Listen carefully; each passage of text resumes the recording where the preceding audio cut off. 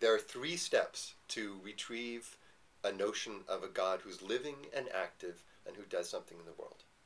The first one is to honor what has become the problem, which is that literal language about God is problematic.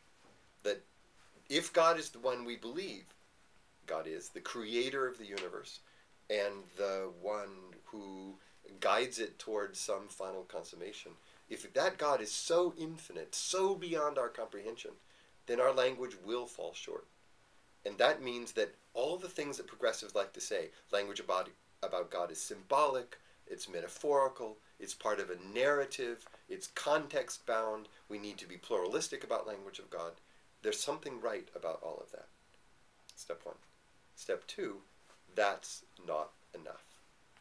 If that recognition that God exceeds our grasp results in a position that we can't talk about God at all, and that all we're really saying are things about humanity, about the history of race relations or gender relations or class relations or whatever it might be, that we're just telling our own story and that it has nothing to do with God's story, we're finished.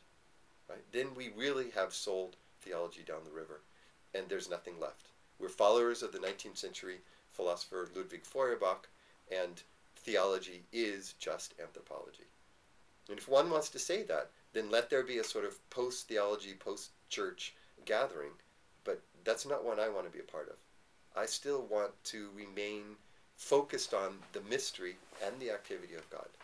So the second point is to catch ourselves when we fall too easily into a de facto abandoning of theology. And by the way, people who have long since abandoned theology are often happy to use the word God.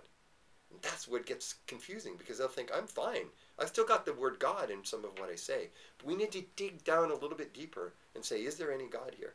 And that leads me to the third point. There's a God there only if there's some sense of divine action. And if there's nothing that that God ever does, I almost want to say nothing that that God ever literally does, if it's so symbolic, if all the myths are so broken that none of them mean anything of what they seem to be saying, we have a problem. Mm-hmm. So the constructive answer is, all right, let's talk about what you are asserting that God does. And that's a really hard issue. For a lot of folks, that's not going to be an easy answer, right?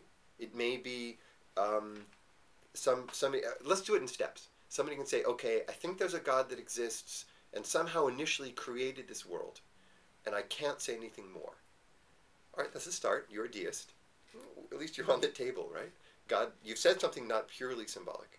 All right, how about all of history is a single act of the divine? All right, well, that is a step. So you've gotten past creation now.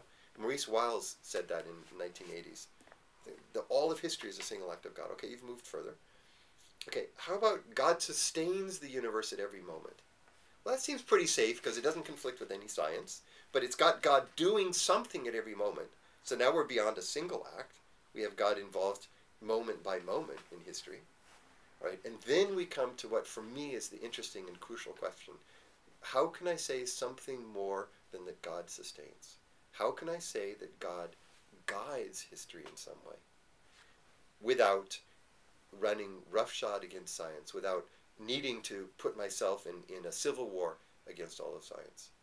I actually think we can say that. And I think there are 3 or 4 different ways to make that intellectually credible in today's world. And then I'll just point at this last one, even if we don't have time to discuss it now, and that is, how can I say that God does specific things that go beyond what science could know at some points in history?